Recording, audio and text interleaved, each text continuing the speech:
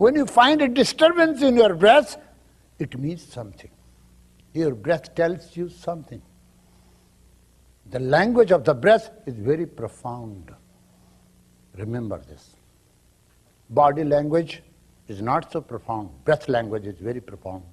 That's why I say breath is barometer of the body and mind both. It registers the conditions of the body, it registers the condition of mind. If something is happening to my body, I am in pain, my breath will change. If I am in agony, pain, my breath will jerk. If somebody gives me some sad news, I'll say, breath becomes shallow. I'll create a pause.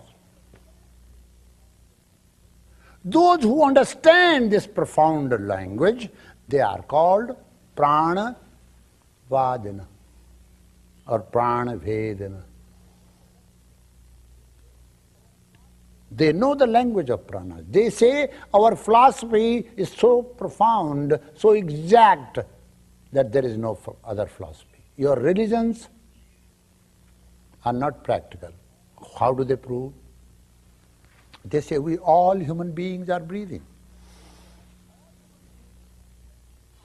And we all human beings are dependent on something who is supplying breath. Anywhere I twist my head, no matter in which condition I am. I'm a sage, I'm a criminal, I'm a lawyer, I'm a doctor, I'm a teacher. It is available to me without any discrimination.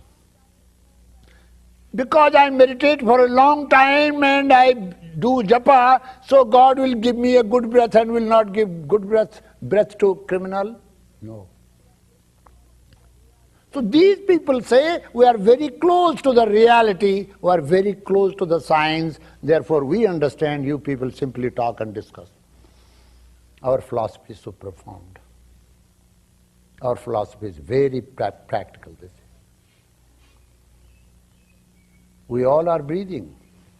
We are brothers and sisters. This whole universe is a family. And there is only one supplier who is supplying life breath to all. Jewish literature confirms this idea. Life is breath and breath is life. It says. In this compact sutra, whole science of breath comes.